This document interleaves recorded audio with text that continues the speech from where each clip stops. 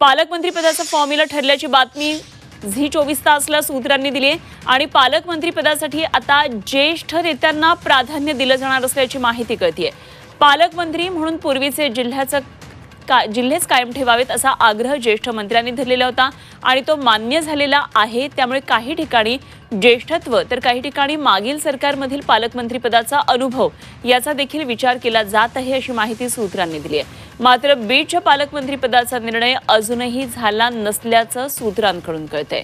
पालकमंत्री पदासंदर्भात अजूनही रस्सीखेची सुरूच आहे।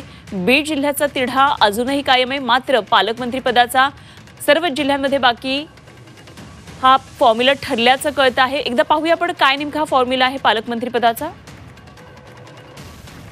पालकमंत्री पदासाठी पूर्वीचे जिल्हे कायम ठेवण्यात येणार आहेत। मागील सरकारमधील पालकमंत्री असणाऱ्या मंत्र्यांना प्राधान्य असेल।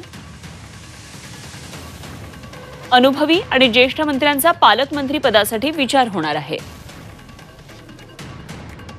बीडच्या पालकमंत्री पदाचा तिढा मात्र अजूनही कायम आहे।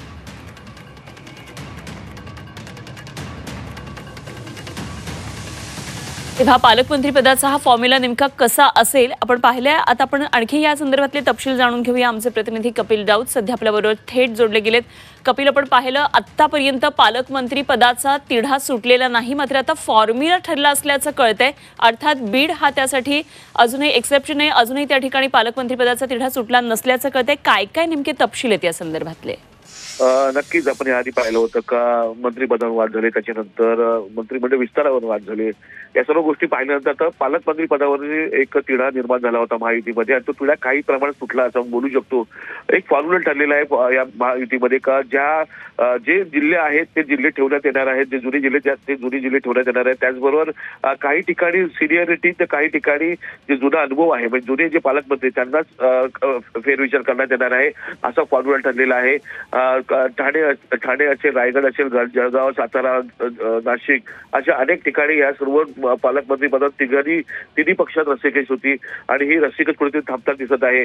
अनेक ठिकाणी हा तिढा सुटलेला आहे। काही ठिकाणी सिनियरिटीला मान दिला जाणार आहे तर काही ठिकाणी जे काही जुने पालकमंत्री त्यांनाच ठेवण्यात येणार आहे असा एक फॉर्म्युला त्यांनी तयार केलेला आहे।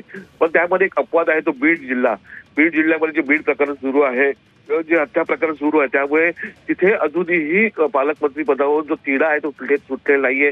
धनंजय मुंडेंचं नाव समोर आलं तर धनंजय मुंडेंच्या नावाला अनेक स्तरावरती विरोध होत आहे। त्यामुळे पालकमंत्री कोण हा एक मोठा प्रश्न आहे।